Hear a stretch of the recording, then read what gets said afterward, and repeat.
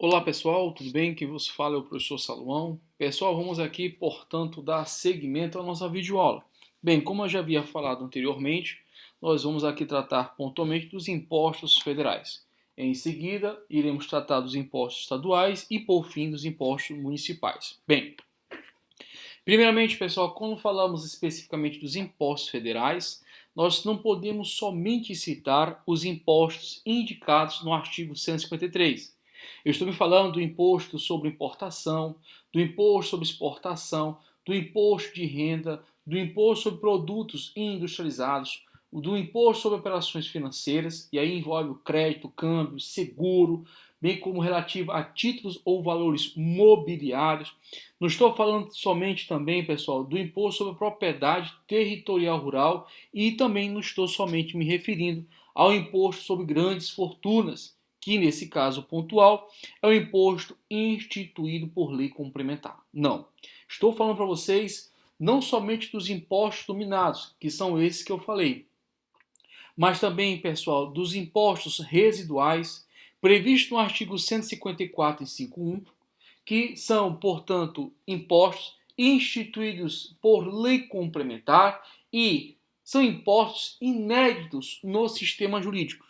Não tem nenhuma referência pontual de outro imposto residual previsto, portanto, o seu fato gerador ou a sua base de cálculo em qualquer um dos discriminados na Constituição. Repito, o artigo 153 se dedica-se pontualmente aos impostos nominados, imposto sobre importação, imposto sobre exportação, imposto de renda, imposto sobre produtos industrializados, imposto sobre operações financeiras, que envolve crédito, câmbio, seguro, relativo a títulos ou valores mobiliários, imposto sobre propriedade territorial rural e também o imposto sobre grandes fortunas. Esses impostos, como nós sabemos categoricamente, nós temos, portanto, que são exonações fiscais denominadas impostos nominados. Bem, na outra medida e consequência, nós temos os impostos residuais. E o que seriam esses impostos residuais? Bem, previsão constitucional dada no artigo 154, inciso 1 da Constituição, que são impostos instituídos pela União e, nesse sentido, o veículo de instituição é a lei complementar. A competência tributária aqui, pessoal, é chamada de residual e ela é dada com prioritária exclusividade à União. Somente a União se vale pontualmente da instituição de impostos residuais. Aqui nós temos, portanto, uma lei complementar federal instituindo um imposto inédito. Para tanto, não tem nenhuma previsão normativa este imposto com qualquer outro imposto previsto na Constituição, seja em relação de fato ser inédito o fato gerador ou a sua base de cálculo. Bem, no contexto e consequência, nós também temos o inciso 2, que como vimos no CTN, são chamados de impostos especiais, ou seja, os impostos extraordinários de guerra externa ou sua eminência. Nesse sentido, nós temos a sua instituição por meio de lei ordinária. E assim sendo, esse tributo, essa exação fiscal, pessoal, será gradativamente cessada quando as causas que lhe deram causa forem extintas. Então, há uma gradação de ser suprimido no sistema jurídico quanto a sua causa for extinta, a sua criação. No caso pontual, havendo uma guerra externa ou sua eminência, quando for suprimida a guerra externa ou sua eminência, ele será cessado gradativamente, pessoal, gradativamente no âmbito do sistema jurídico pátrio. Bem, vamos lá, portanto, ao artigo 154.1, olha o que diz. A União poderá instituir, mediante lei complementar, impostos não previstos no artigo anterior, desde que sejam não cumulativos. O que é um tributo não cumulativo? Vamos lá. Pessoal, quando nós falamos de um tributo que é cumulativo ou em cascata, significa dizer, pessoal, que não há operações de crédito e débitos no que tange à redução da carga tributária em seguidos fatos geradores. Não há, nesse sentido, a formação de um crédito para ser suprimido, para ser deduzido na operação posterior. Isso gera, consequentemente, um tributo em cascata. Por exemplo, o ISS. O ISS é, nesse sentido, um imposto cumulativo. O ISS, como sabemos, é um imposto municipal que tem como fato gerador prestações de serviços não compreendidos, pessoal, nos fatos geradores do ICMS. Bem, em contrapartida, falar de um tributo não cumulativo significa dizer que em cada operação, subsequentemente à operação anterior, se vai se valer da dedução do crédito formado. E, nesse sentido e consequência, vai resultar em quê? Em diminuição da carga tributária. Bem, não tem um fato gerador ou base de cálculo próprio dos discriminados nesta Constituição. Significa dizer que é hegemonicamente um imposto inédito.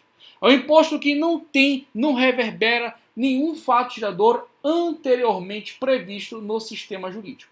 É, na sua essencialidade, um tributo, pessoal, simplesmente inédito. Portanto, primeiro, os impostos residuais são de competência da União, são instituídos por meio de lei complementar, são não cumulativos, ou seja, não admitem o fenômeno dos impostos em cascatas, de tal maneira em que há, na operação subsequente, em relação à anterior, a dedução do crédito formado.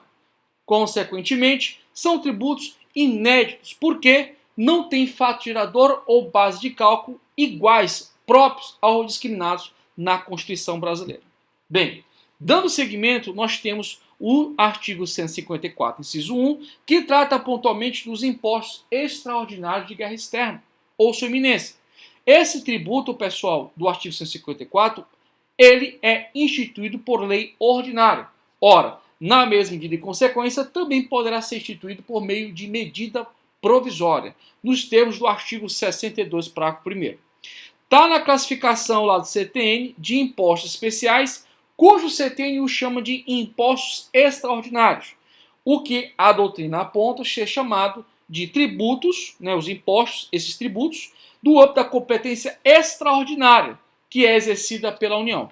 Sequentemente, abrange uma série de tributos, pessoal, no caso impostos, que podem absolver os tributos no que tange ao fato gerador de impostos já existentes. Nesse sentido, a redação da Constituição é clara, compreendidos ou não na sua competência tributária. Significa dizer, por exemplo, que eu posso ter um imposto extraordinário de guerra externa que tenha como fato gerador a mesma situação jurídica em concreto, que é incidência do ICMS. Eu poderia, nesse sentido, ter um imposto extraordinário de guerra externa similar a um ICMS ao nível federal, os quais serão suprimidos gradativamente, cessadas as causas de sua criação. Em síntese, é um imposto que, mesmo extirpando a causa que é a guerra externa iminente, ele será suprimido de forma gradual. Veja pontualmente que não é um tributo, portanto, cuja situação é de sua causa, de sua incidência, sendo ela extirpada, extinta, não vai invocar, portanto, a supressão do tributo. Ao contrário, ele vai continuar produzindo os efeitos, mas ele vai ser cessado de forma gradativa. Bem, dando foco pontual aos impostos nominados, previsto no artigo 153, nós vamos tratar pontualmente aqui, pessoal, com vocês, dos impostos que envolvem, pessoal, as operações estrangeiras, produtos importados, produtos exportados. Bem, nesse sentido, vou começar com vocês a tratar dos impostos sobre importação, que é o ponto inicial da minha temática dos impostos nominados. O imposto sobre importação, pessoal, também você pode encontrar a denominação tarifa aduaneira. Bem, você sabe que não é uma tarifa, no sentido específico do termo, porque não tangencia-se um preço público, em razão de uma contraprestação ofertada por parte de uma concessionária ou permissionária. Claro que não, mas é a denominação histórica clássica dada ao imposto sobre produtos importados. Bem, você percebe tematicamente no artigo 153 uma espécie de pleonasmo, ou seja, de um vício provocado intencionalmente pelo Constituinte ao dizer que o imposto sobre importação é, na realidade, um imposto sobre importação de produtos estrangeiros. Bem, primeiramente, pessoal, essa expressão colocada, ela foi feita de forma proposital. Por quê? Veja, na sistemática anterior à Constituição, havia uma série de operações internas, seja a nível de circulação de mercadorias ou produtos, que reverberava categoricamente a incidência de imposto sobre importação e sobre exportação. O ponto crivo desse entendimento é o tamanho do continente brasileiro, um país continental e, nesse sentido, um país multiétnico. Razão pela qual entendia-se pontualmente que, diante da dimensão continental do país, poderia haver sucessivos fatos geradores que envolvia a mesma prerrogativa de uma importação de um produto vindo do estrangeiro. Bem, a Constituição ela soluciona esse impasse que gerou verdadeiros conflitos, verdadeiras interpretações que muitas vezes, pessoal, não coadunavam com a doutrina e deixou bem claro que nas operações interestaduais que envolvam, portanto, essa circulação de mercadorias, vai ser de competência do ICMS, competência do imposto estadual. Já na importação, bem como na exportação, que como vimos na temática inicial do nosso estudo, que são impostos sobre o comércio exterior, como preferiu a redação CTN, são tributos, no caso, impostos nominados, de competência da União.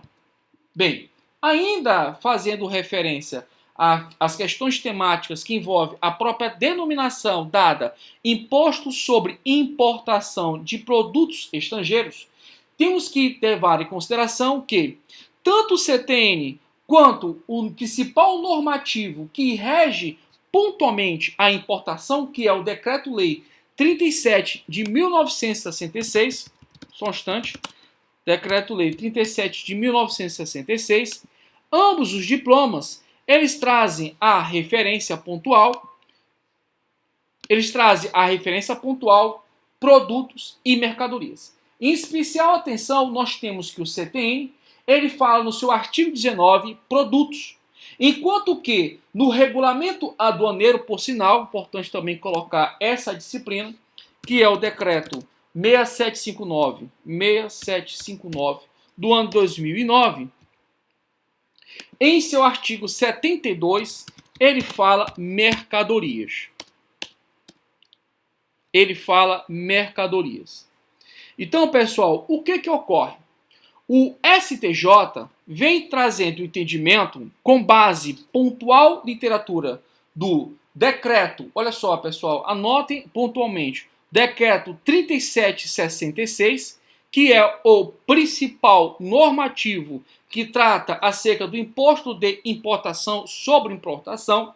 O STJ vem construir o entendimento de que as expressões mercadorias e produtos, no que tange pontualmente a importação de produtos importados, né, imposto sobre importação de produtos estrangeiros, recebe o mesmo tratamento jurídico. Mas cuidado, quando você fala pontualmente, olha só, quando você fala pontualmente em produto, você está falando, pessoal, de um bem móvel e corpóreo que decorre pontualmente de alguma atividade natural ou de alguma atividade industrial. E, nesse sentido, ele agrega valor de mercado. Em contrapartida, quando falamos em mercadoria, isso numa linguagem técnica específica quanto os termos, quando você fala de mercadoria, é esse produto posto em circulação mercantil. Então, mais uma vez, quando falamos de produtos, nós estamos falando de bens móveis, corpóreos, que são postos a comércio, suscetíveis, portanto, pessoal, de um processo industrial de criação, fabricação ou através mesmo de uma atividade natural em que o ser humano reconhece valor econômico àquele bem. Então, veja, produto, quando é posto, no caso, em circulação, recebe a terminologia mercadoria. Mas, para o imposto sobre importação, como está bem aqui na tua frente da tela, olha só, com base nesse precedente jurisprudencial, que é o RESP 392 do Rio Grande do Sul, inclusive é um julgado antigo da década de 90, faz a conotação que, para o imposto sobre importação, o tratamento jurídico dado a produtos e mercadorias é como se fossem sinônimos. Mas são sinônimos? Claro que não. Eu acabei de dizer as distinções. Produto é um bem móvel e corpóreo que é colocado a comércio, seja ele decorrente, pessoal, da natureza, seja ele decorrente da atividade humana em um processo industrial.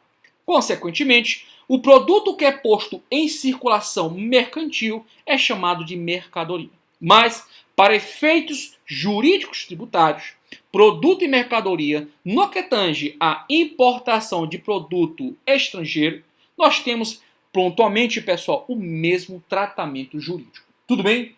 Bem, outro ponto que reverbera ainda, veja que toda essa particularidade, pessoal, denota da expressão importação de produtos estrangeiros. Bem, um outro ponto crivo importante da matéria é a questão da entrada da mercadoria estrangeira no território brasileiro para que haja a incidência, olha só, para que haja a incidência do imposto sobre importação.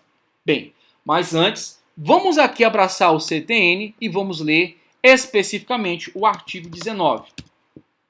Bem, o artigo 19 inaugura, portanto, no âmbito do CTN, a definição legal de imposto sobre importação, no que tange pontualmente, pessoal, a competência tributária e, seguidamente, pessoal, o fato gerador.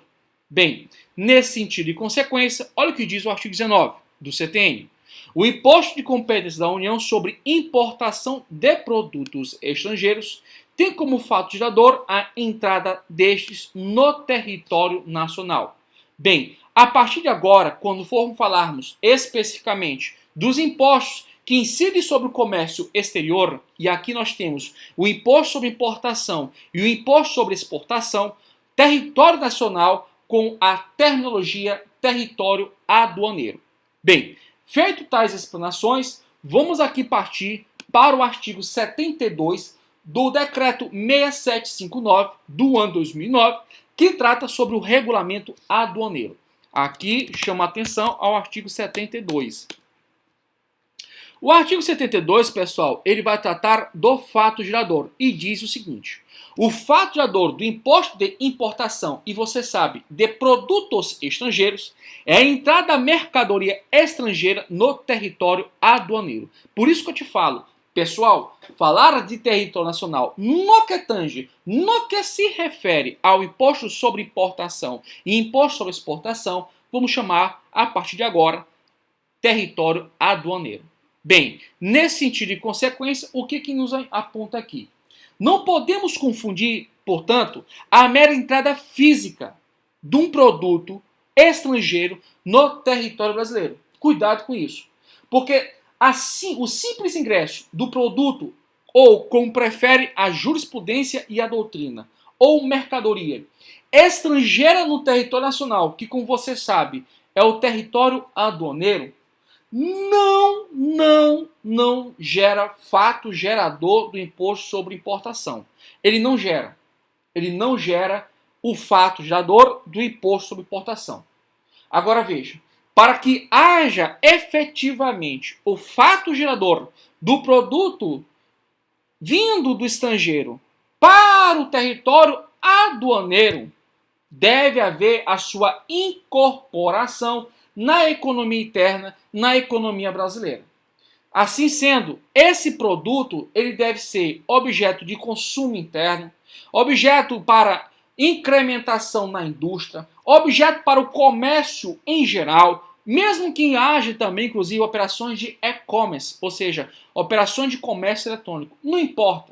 Esse produto que entra fisicamente no território brasileiro, ele tem que ser efetivamente incorporado na economia do país, na economia interna, no caso, na economia brasileira. Portanto, pessoal, o mero ingresso físico desse bem não vai gerar fato gerador do imposto à importação. Pessoal, essa denotação Ela é importante na medida em que nós temos várias situações, eu vou apontar para vocês aqui as principais, em que nós temos o ingresso físico de uma mercadoria, no que tange, portanto, ao território aduaneiro brasileiro, mas isso não significa dizer que houve o fato de ador do imposto sobre importação. Pelo contrário, podemos citar pontualmente, pessoal, quadros artísticos ou esculturas artísticas que vão a museus, a exposições e, evidentemente, eles não ingressam efetivamente na economia brasileira. Sendo, portanto, posteriormente, respeitado o prazo, portanto, ele vai ser devolvido ou realocado para outra localidade. Pessoal, para quem gosta de Fórmula 1, para quem gosta da corridas em gerais, vindo, portanto, uma série de carros, inclusive milionários ou até mais bilionários, para o território brasileiro, não significa dizer que vai ser objeto do pagamento de imposto sobre importação. Veja pontualmente que a utilização esportiva desses veículos para o campeonato de Fórmula 1, nós não temos pontualmente, pessoal, inclusive as peças e demais incrementos para o mesmo. Isso não invoca, portanto, pela legislação brasileira, o fato gerador do imposto sobre importação. Então, cuidado com essas referências quanto à mera entrada física, porque a doutrina e a jurisprudência elas são pacíficas nesse ponto, no que se refere pontualmente ao ingresso físico de um produto estrangeiro no território brasileiro. Bem, a legislação é clara. Para que haja o fato gerador do imposto sobre produto importado, tem que haver pontualmente não somente o ingresso físico, que é óbvio que ele tem que vir para o país, mas tem que ser incrementado, incorporado na economia interna, na economia brasileira. Tranquilo? Bem, a nível de início de fala, é basicamente o que a expressão imposto sobre importação de produtos estrangeiros nos denota orientação. Tranquilo, pessoal? Beleza?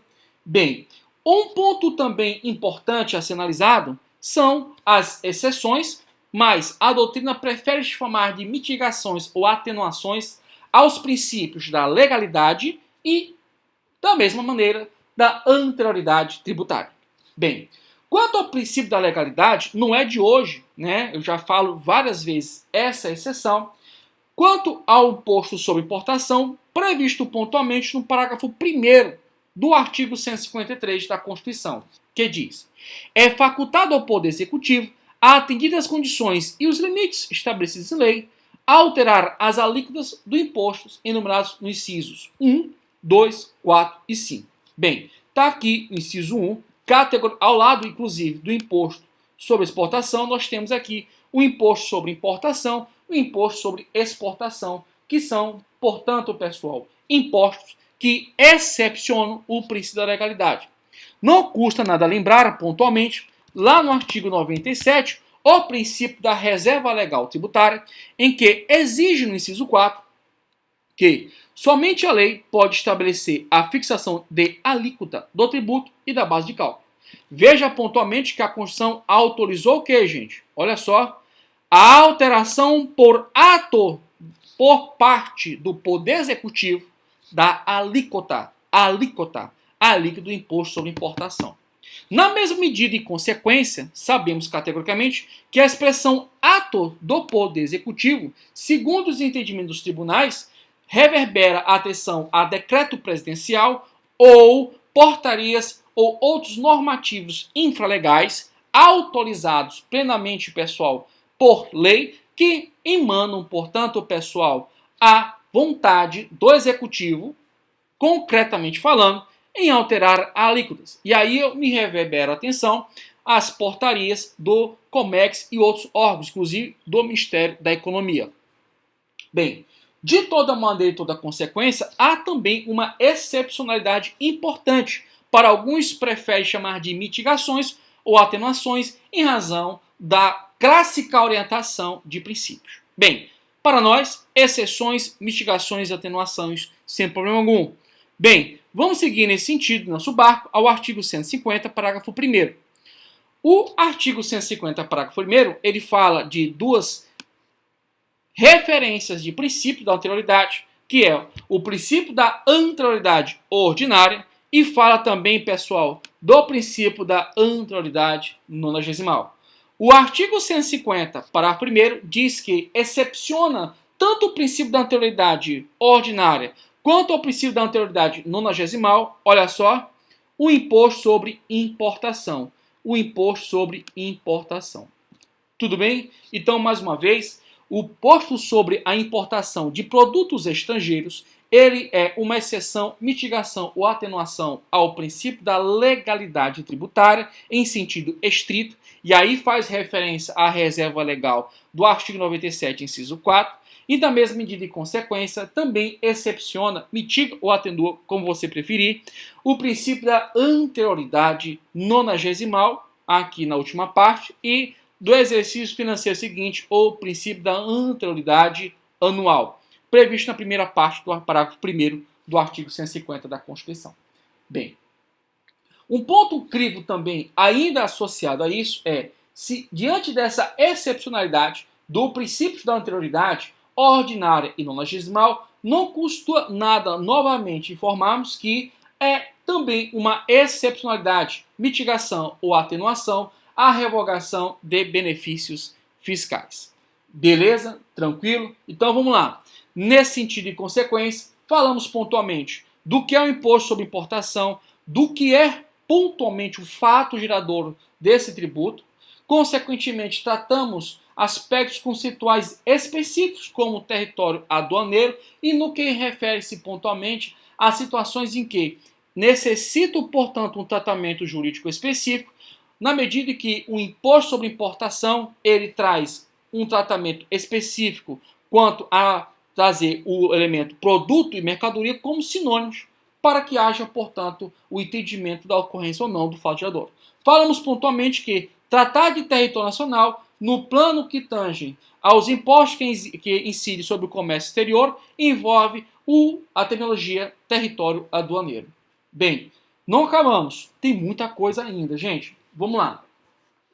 Bem, feito tais expoentes, nós vamos aqui tratar especificamente, pessoal, de uma forma bem objetiva, a questão que envolve o lançamento fiscal do tributo, que é o imposto sobre importação.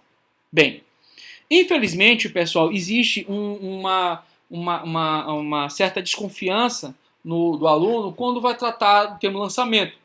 Porque, ora, ele encontra alguns juristas falar que é lançamento por declaração, ora, eles vão encontrar o lançamento por homologação ou autolançamento. E, de fato, pessoal, a doutrina mais segura, mais coerente, vai te dizer que o lançamento que envolve ao imposto sobre importação de produtos estrangeiros é, indiscutivelmente, o autolançamento ou lançamento por homologação. Esse autolançamento ou lançamento por homologação está previsto no artigo 150 do CTN.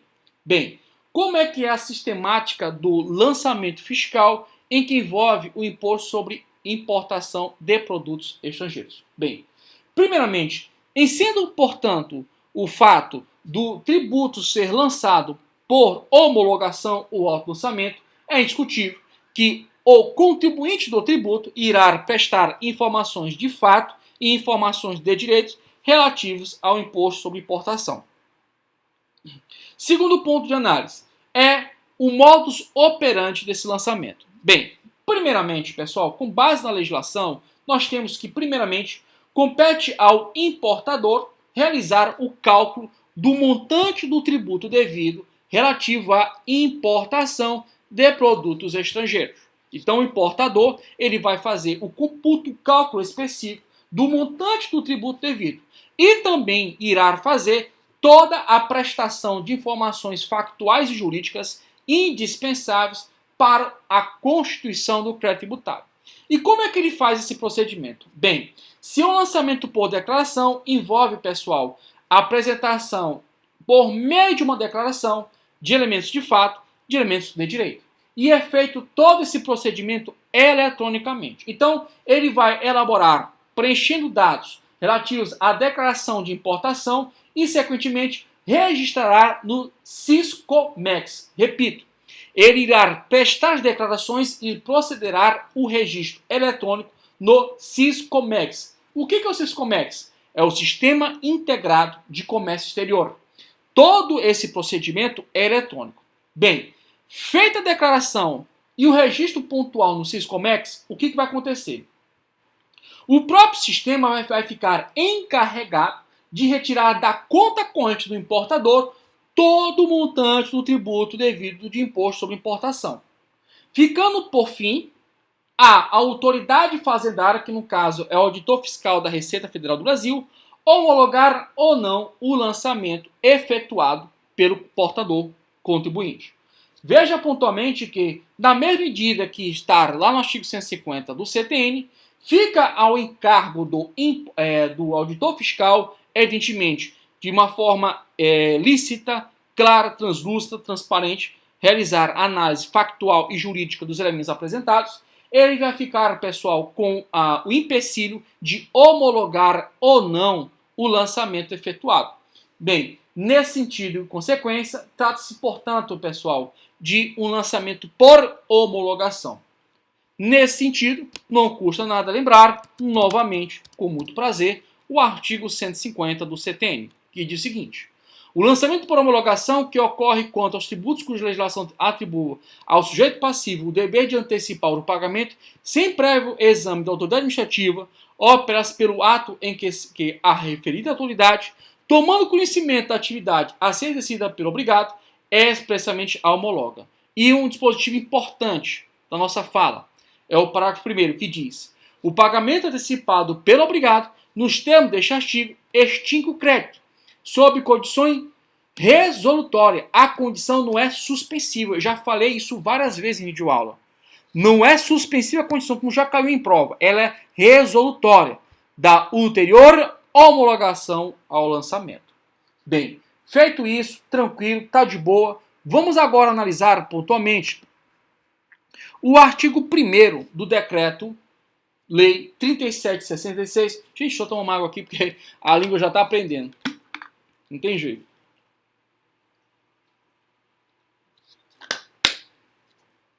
Quando a vontade de falar ela é mais rápido do que a boca, é porque está com sede, está cansado, alguma coisa. Eu estou bem animado, não se preocupe não. Bem, o artigo 1º do Decreto-Lei 3766, pessoal, ele traz uma importante informação para nós. Olha o que diz. O imposto sobre importação, e você sabe, sobre produtos estrangeiros, incide sobre mercadorias estrangeiras e tem como fardador sua entrada no território nacional. Professor, território nacional, território aduaneiro. Tranquilo, né? Olha aqui, ó. Mercadorias no território aduaneiro. Consequentemente, mercadorias, o tratamento jurídico que você tem que dar é o que, gente? Igualmente, para importação, como se também fosse um produto. E, inclusive, foi à vontade do Constituinte que fosse tratado especificamente como produto estrangeiro ingressado no território fisicamente no território brasileiro, mas incorporado no seu sistema. E, como acabamos de ver pontualmente nesse julgado, o STJ trata a mercadoria e produtos para o imposto sobre importação com o mesmo sentido ontológico, que você sabe que não é. Bem, voltando aqui pontualmente. Bem, então o que isso aqui transmite? Fica claro, fica transparente nesse dispositivo que o fato gerador seria o que, gente? A entrada física da mercadoria e sua consequente incorporação na economia brasileira.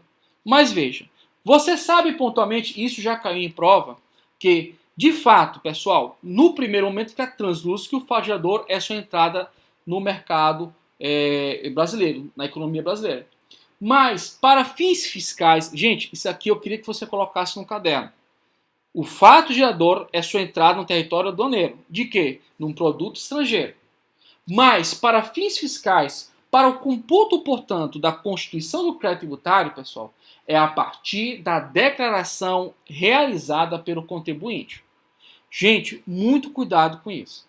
Porque o fato gerador em si, ele materializa-se com a entrada física do bem e sua consequente, pessoal, intuito de ingressar na economia interna. Esse que é o lance. Ele entra fisicamente no território brasileiro, mas com o desiderato, com o objetivo de ele incorporar na economia interna. Mas o modus operandi para o fisco, pessoal, inclusive para analisar a constituição ou não do crédito tributário, é mediante a declaração do importador, tá? Tanto é nesse sentido e consequência que vamos já ler o artigo 44 do Decreto-Lei 37 de 66. Ficou claro? Então, repito, o fato gerador é indiscutivelmente, inclusive, é aquilo que o constituinte quis, indicando a sua situação jurídica. É a importação de um produto estrangeiro. O produto é algo físico, corpóreo.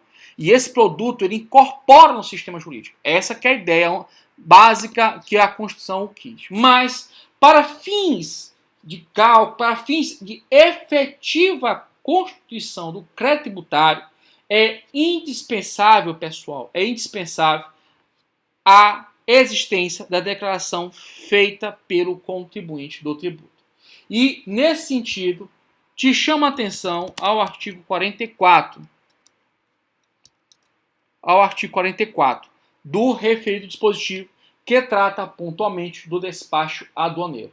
Então, pessoal, se a mercadoria ela for despachada para consumo, evidentemente o fato gerador é dado na data do registro, na repartição aduaneira, consequentemente vai envolver a declaração, mediante a declaração apresentada perante o fisco. E isso vai estar pontualmente no artigo 44. Olha o que diz. Toda mercadoria procedente do exterior por qualquer via, destinada a consumo ou a outro regime, sujeita ou não ao pagamento do imposto, deverá ser submetida ao despacho aduaneiro, que será processado com base em declaração, olha só, apresentada à repartição aduaneira no prazo e na forma prescrita em regulamento. Tranquilo? Beleza? Então, pessoal, nesse ponto modal, deixo aqui as minhas informações, deixo aqui bem claro, porque eu vou dar continuidade no próximo bloco, tá bom? Pessoal, muito obrigado. Fique ligado, porque ainda não terminei. Ainda estou falando do imposto sobre importação, mas irei dar continuidade no nosso próximo bloco. Muito obrigado a sua atenção. Se gostou do vídeo, peço-lhe que deixe um like, compartilhe esse vídeo e, na mesma medida, te desejo um bom dia, uma boa tarde, uma boa noite. Seja feliz e não esqueçam que Deus realiza sonhos. Um grande abraço e até mais.